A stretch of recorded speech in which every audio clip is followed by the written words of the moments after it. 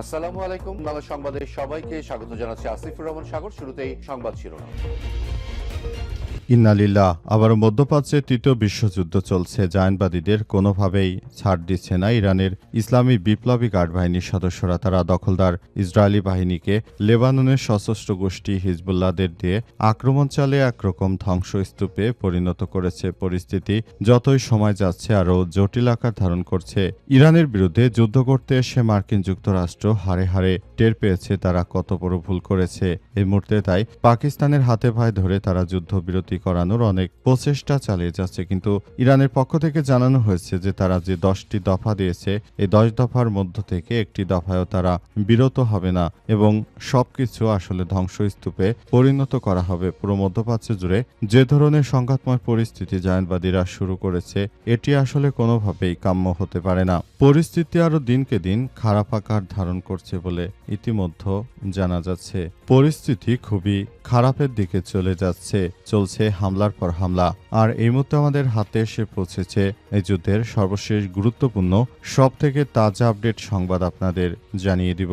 প্রথমে জানাবো নেতানিয়াহুকে ট্রাম্পের চাপ, আজই যুদ্ধবিরতির আলাপে বসছে ইসরায়েল এবং লেবানন। আলহামদুলিল্লাহ, মার্কিন যুক্তরাষ্ট্রের প্রেসিডেন্ট বুঝতে পেরেছেন যে যুদ্ধ চালিয়ে তিনি কোনোভাবেই জিততে পারবেন না। তাই নেতানিয়াহু এই যুদ্ধবাজ কুখ্যাত ইসরায়েলের প্রধানমন্ত্রীকে চাপ দিয়ে লেবাননের সঙ্গে যুদ্ধবিরতি করাতে রাজি করিয়েছেন মার্কিন প্রেসিডেন্ট ডোনাল্ড ট্রাম্প। এরপর জানাবো ইরান যুদ্ধ নিয়ে নতুন আশাবাদ মেটেনি, অনেক যদি এবং কিন্তু।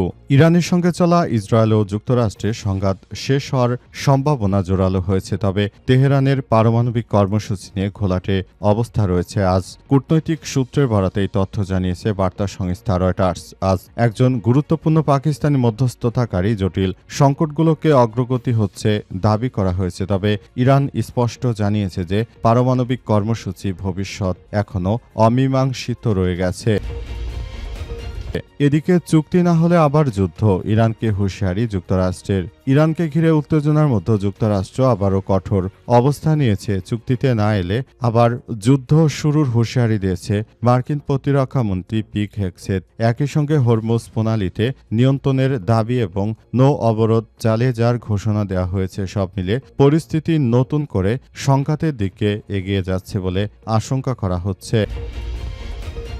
এবারে জানাবো অস্ট্রেলিয়ার বৃহত্তম তেল শোধনাগারে ভয়াবহ অগ্নিকাণ্ড। অস্ট্রেলিয়ার বৃহত্তম তেল শোধনাগারে ব্যাপক অগ্নিকাণ্ডের ঘটনা ঘটেছে এবং এই অগ্নিকাণ্ডের ঘটনা ঘটার ফলে অস্ট্রেলিয়া এখন জ্বালানি সরবরাহ বিঘ্নিত হচ্ছে। পুরো বিশ্বজুড়ে এই মুহূর্তে জ্বালানি সংকট। অস্ট্রেলিয়ায় ভয়াবহ জ্বালানি সংকট চলছে এবং এই জ্বালানি প্লান্টে আগুন ধরার কারণে মূলত এখন অকটেন ও পেট্রোল উৎপাদন ব্যাহত হচ্ছে। এবং সর্বশেষ জানাবো ফেরিতে উঠতে গিয়ে শীতলাক্ষা নদীতে পড়ে গেল প্রাইভেট কার। নারায়ণগঞ্জের বন্দরের নবীগঞ্জ ফেরিঘাটে ফেরিতে ওঠার সময় নিয়ন্ত্রণ হারিয়ে একটি সাদা রঙের প্রাইভেট কার শীতলাক্ষা নদীতে পড়ে ভাসতে থাকে। আজ বিকাল 5টার দিকে ঘটনা ঘটে। এতে কোনো হতাহতের খবর পাওয়া যায়নি। প্রত্যক্ষদর্শী স্থানীয় সূত্র থেকে জানা গেছে বিকাল 5:30টার দিকে নবীগঞ্জ ফেরিঘাট দিয়ে পারাপারের উদ্দেশ্যে সাদা রঙের প্রাইভেট কারটি তারা ফেরিঘাটে এসেছিল এবং পরিস্থিতি তাদের জন্য অনুকূল ছিল না। হঠাৎ করে গাড়িটি আসলে পানিতে পড়ে যায় এবং এই পরিস্থিতি সৃষ্টি হয়। প্রিয় দর্শক, এতক্ষণ শুনছিলেন সংবাদ শিরোনাম, এবারে বিস্তারিত। তবে তার আগে বন্ধুরা অনুরোধ থাকবে সংবাদটিতে একটি লাইক দিন। এই চ্যানেলে আপনি নতুন হয়ে থাকলে আমাদের সংবাদটি দেখতে দেখতে চ্যানেলটি সাবস্ক্রাইব করে রাখুন। কমেন্ট করে বন্ধুরা আপনার মূল্যবান মতামত জানিয়ে দিন আপনি বিশ্বের কোন দেশ থেকে বা বাংলাদেশের কোন স্থান থেকে আমাদের সংবাদটি দেখছেন এবং শুনছেন। আর বন্ধুরা সংবাদটি আপনার সোশ্যাল মিডিয়া ফেসবুকে শেয়ার করে বন্ধুদেরও দেখার সুযোগ করে দিন। গাজা যুদ্ধে আপনি যদি নিরীহ ফিলিস্তিনিদের ভালোবেসে থাকেন কমেন্টে ইয়েস লিখে পুরো বিশ্বকে আমাদের এই সংবাদটি দেখার সুযোগ করে দিন। এবারে বিস্তারিত।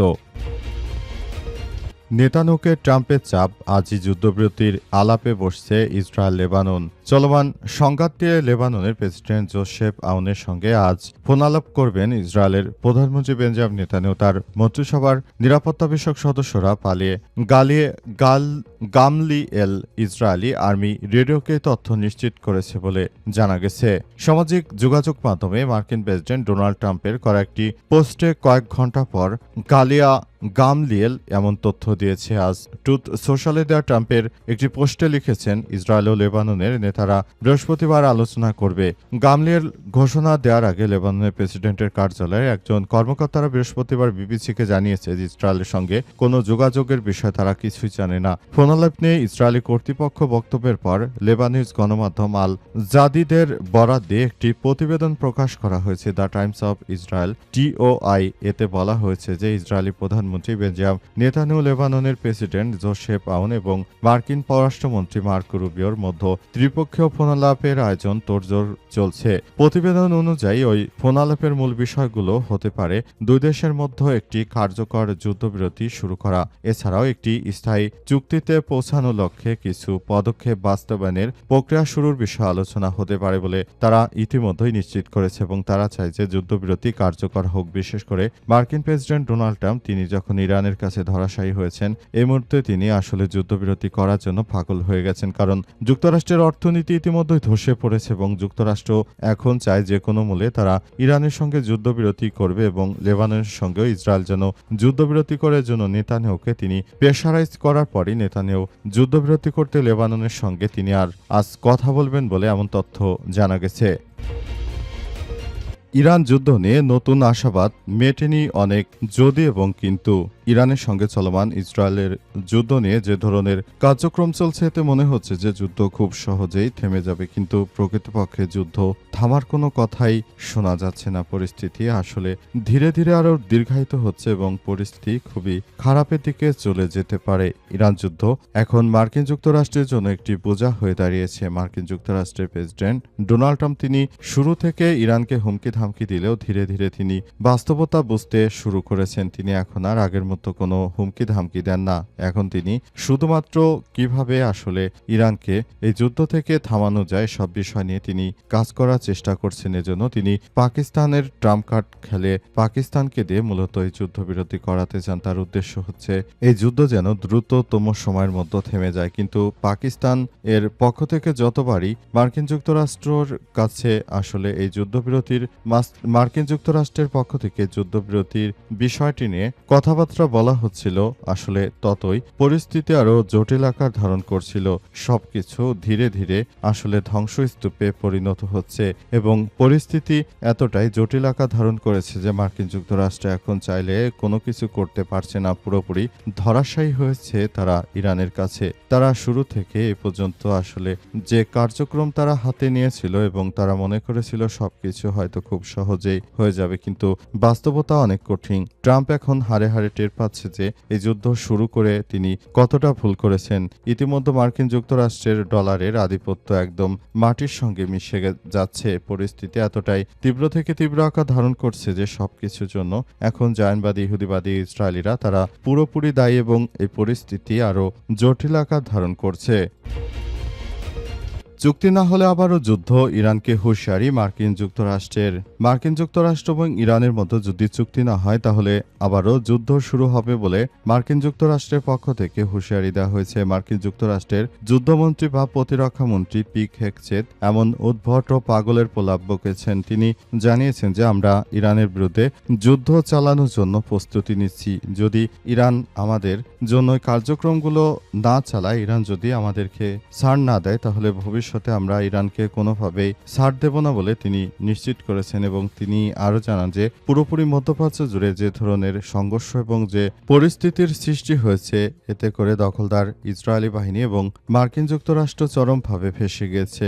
ইরান কোনোভাবেই আসলে মার্কিন যুক্তরাষ্ট্রের কোনো কথা মেনে তারা যুদ্ধবিরতি বন্ধ করতে রাজি হচ্ছে না। এ কারণে মার্কিন যুক্তরাষ্ট্র চরমভাবে ফেঁসে গেছে। মার্কিন যুক্তরাষ্ট্র তারা শুরু থেকে যে ধরনের কার্যক্রম চালিয়ে যাওয়ার সিদ্ধান্ত নিয়েছে, গিয়েছিল সেটি আসলে পারেনি, কারণ ইরানের ইসলামী বিপ্লবী গার্ড বাহিনীর সদস্যরা তারা অত্যন্ত শক্তিশালী একটি বাহিনী হয়। মার্কিন যুক্তরাষ্ট্র তারা আসলে কোনো সুবিধা করতে পারেনি, ইরানের বিরুদ্ধে যুদ্ধ করতে গিয়ে চরমভাবে ধরাশায়ী হয়েছে। আর ইরানের বাহিনী তারা জল এবং স্থল উভয় জায়গা থেকে মার্কিন যুক্তরাষ্ট্র এবং দখলদার ইসরায়েলি বাহিনীকে চরমভাবে আঘাত করেছে। এর ফলে মার্কিন যুক্তরাষ্ট্র চরমভাবে তাদের অর্থনৈতিক অবস্থা খুবই বিপর্যয়ের মুখে পড়েছে এবং পরিস্থিতি ধীরে ধীরে আরো তীব্র থেকে তীব্র আকার হচ্ছে এবং এর জন্য দখলদারেরা সবকিছু একদম ধ্বংসস্তূপের মধ্যে পড়ে গেছে। অস্ট্রেলিয়ার বৃহত্তম তেল শোধনাগারে ভয়াবহ অগ্নিকাণ্ড। অস্ট্রেলিয়ার বৃহত্তম তেল শোধনাগারে ব্যাপক অগ্নিকাণ্ডের ঘটনা ঘটেছে। এর ফলে সেই শোধনাগারে পেট্রোল উৎপাদন ব্যাহত হচ্ছে বলে জানিয়েছে দেশটির কর্মকর্তারা। যদিও ইতিমধ্যে মার্কিন যুক্তরাষ্ট্র এই যুদ্ধ বাড়ানোর ফলে অস্ট্রেলিয়া তারা আসলে কৌশলগতভাবে ফেঁসে গিয়েছে এবং তারা আসলে যথাযথভাবে পেট্রোল, ডিজেল, অকটেন কোনো কিছুই পাচ্ছে না। তারা শুরু থেকে মনে করেছিল খুব সহজে হয়তো তারা এগুলো অর্জন করতে পারবে, কিন্তু পরিস্থিতি যত ধীরে ধীরে আরো এগিয়ে যাচ্ছে, পরিস্থিতি যতটা খারাপ আকার ধারণ করছে, এর থেকে বোঝা যাচ্ছে যে অস্ট্রেলিয়া হয়তো ভবিষ্যতে এই জ্বালানি সংকট আরো খারাপের দিকে যাবে। এরপরও তাদের রাষ্ট্রীয়ত্ব তেল শোধনাগারে আজ হঠাৎ করে অগ্নিকাণ্ডের ঘটনায় ডিজেল এবং পেট্রোল উৎপাদনে ব্যাহত হচ্ছে। এর ফলে আসলে অস্ট্রেলিয়ায় আবার নতুন করে ভয়াবহ জ্বালানি সংকট দেখা দিতে পারে। মার্কিন যুক্তরাষ্ট্র এবং দখলদার বাহিনী এই যুদ্ধ শুরু করার পর অস্ট্রেলিয়ায় বড় ধরনের জ্বালানি সংকট দেখা গিয়েছিল, যেমনটা বাংলাদেশে এই মুহূর্তে জ্বালানি সংকট চলছে। অস্ট্রেলিয়া ঠিক একই রকম বিষয়গুলো পরিলক্ষিত হচ্ছিল এবং অবশেষে সব বিষয়গুলো খুবই দ্রুততার সঙ্গে সরকার পরিস্থিতি মোকাবেলার চেষ্টা করছে। তবে এখন প্ল্যান্টের আগুন নেভালেও ওই তেল শোধনাগার থেকে এই মুহূর্তে পেট্রোল উৎপাদন ব্যাহত হচ্ছে। পুরোপুরি প্রক্রিয়াটি আবার শুরু করতে হয়তো অনেক সময় সাপেক্ষ এবং ব্যয় সাপেক্ষ বিষয় হতে পারে বলে সরকারের পক্ষ থেকে নিশ্চিত করা হয়েছে এবং পরিস্থিতি খুবই জটিল আকার ধারণ করেছে বলে জানা যাচ্ছে।